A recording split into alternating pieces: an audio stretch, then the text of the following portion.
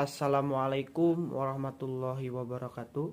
Perkenalkan, nama saya Sukma. Saya dari kelas 2D Pendidikan Jasmani NPM 192191124. Saya di sini akan menjelaskan dan memaparkan materi tentang standar kompetensi lulusan. Baik, langsung saja kita membahas materinya secara lebih khusus di dalam pasal 35 Undang-Undang Nomor 20 Tahun 2003 Pasal 35 dijelaskan bahwa standar kompetensi lulusan merupakan kualifikasi kemampuan lulusan yang mencakup sikap, pengetahuan, dan keterampilan peserta didik yang harus dipenuhi atau dicapainya dari satu pendidikan pada jenjang pendidikan dasar dan menengah. Standar kompetensi lulusan digunakan sebagai acuan utama pengembangan standar isi, standar proses, standar penilaian pendidikan, standar pendidikan dan tenaga kependidikan, standar sarana dan prasarana, dan standar pembiayaan. Baik, yang pertama yaitu standar isi. Standar isi disesuaikan dengan substansi tujuan pendidikan nasional dalam domain sikap spiritual dan sikap sosial, pengetahuan, dan keterampilan.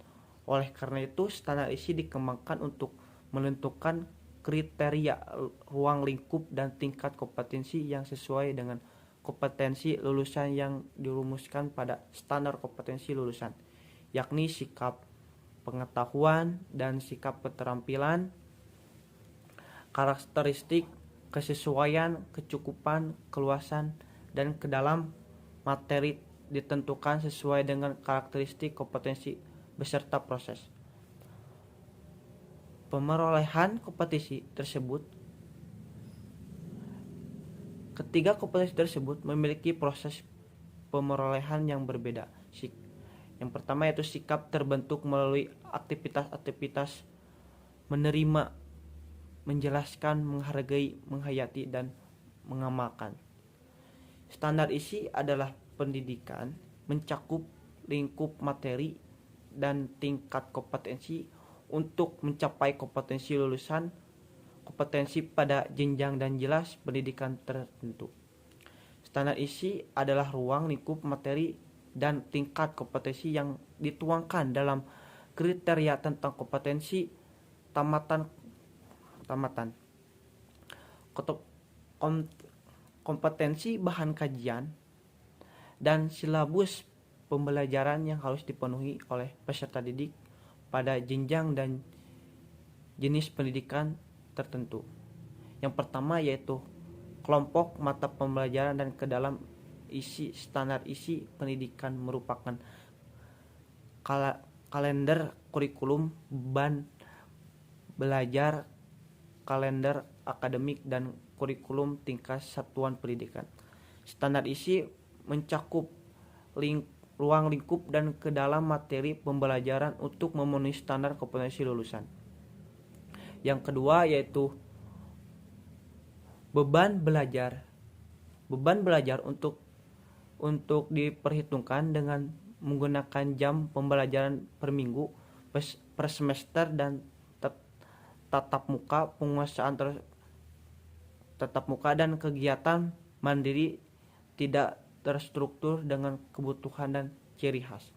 Yang ketiga yaitu kurikulum kecapaian hidup.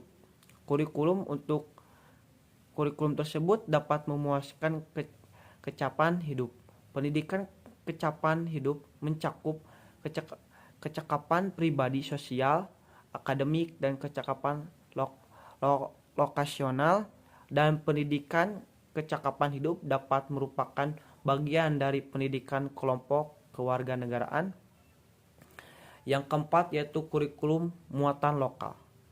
Kurikulum untuk SDBI dapat memasukkan pendidikan berbasis keunggulan lokal.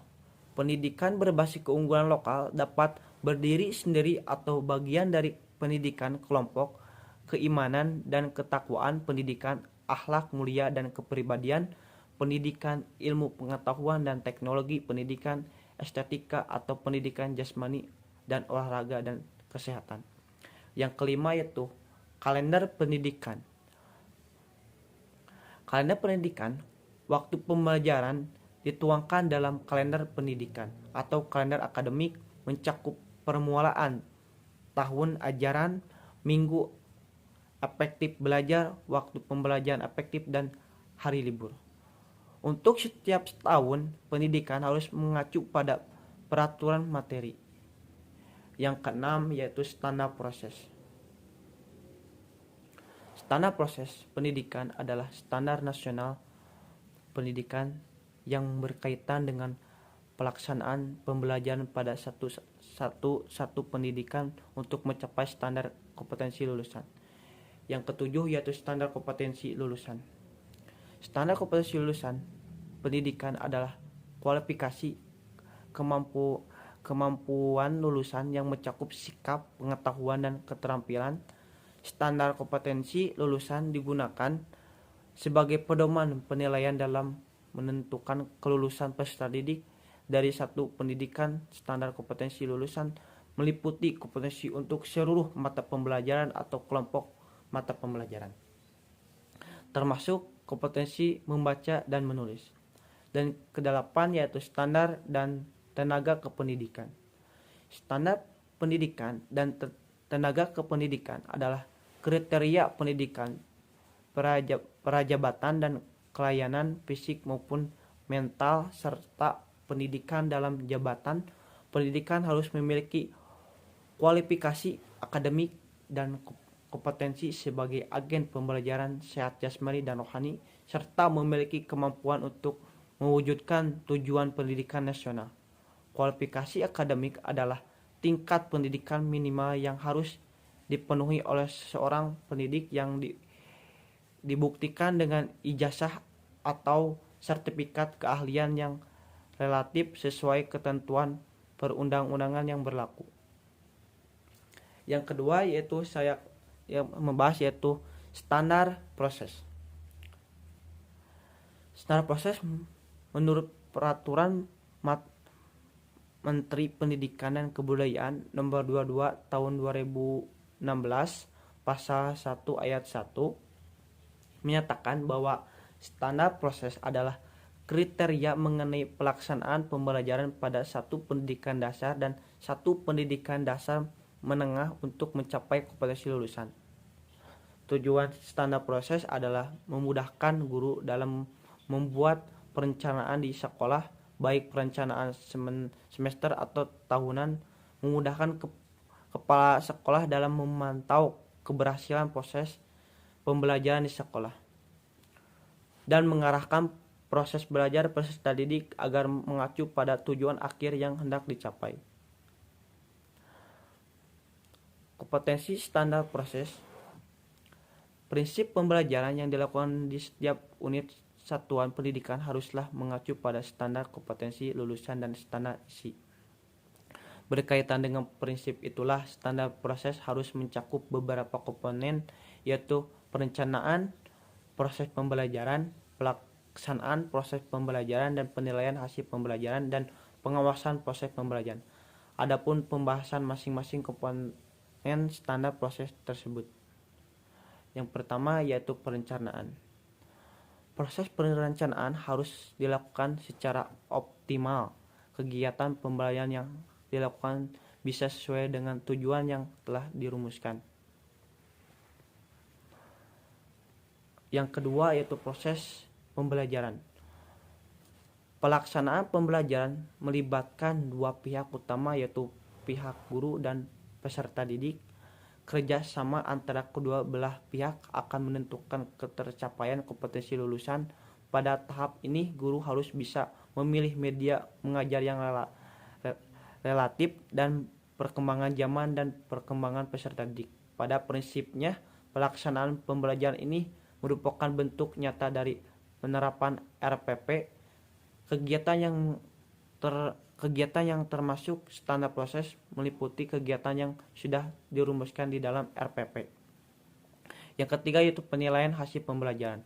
Dalam proses penilaian pembelajaran, penilaian memegang peranan penting, yaitu sebagai pengukur keberhasilan pembelajaran pada tingkat satu pendidikan. Salah satu pilar penilaian yang harus digunakan adalah penilaian kelas.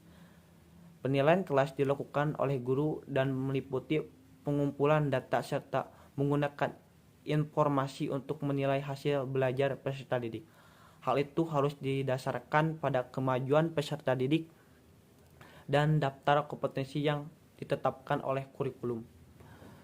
Yang keempat yaitu pengawasan proses pembelajaran. Adapun kegiatan pengawasan meliputi pemantauan, supervisi, evaluasi, pelaporan, dan tindak lanjut.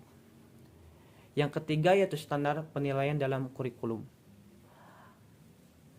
Standar penilaian dalam kurikulum 2013 adalah berbasis kompetensi yang dimana pada hal ini terjadi pergeseran dari penilaian melalui tes mengukur kompetensi pengetahuan berdasarkan hasil saja menuju penilaian autonomik mengukur semua kompetensi sikap, keterampilan, dan pengetahuan berdasarkan proses dan hasil dan menggunakan PAP yaitu penilaian acuan patokan, yaitu pencapaian hasil belajar didasarkan pada posisi skor yang diperolehnya terhadap skor ideal. Mungkin sekian yang saya dapat sampaikan. Mohon maaf bila ada kesalahan dalam menjelaskan materi. Wabillahi taufiq wal hidayah. Wassalamualaikum warahmatullahi wabarakatuh.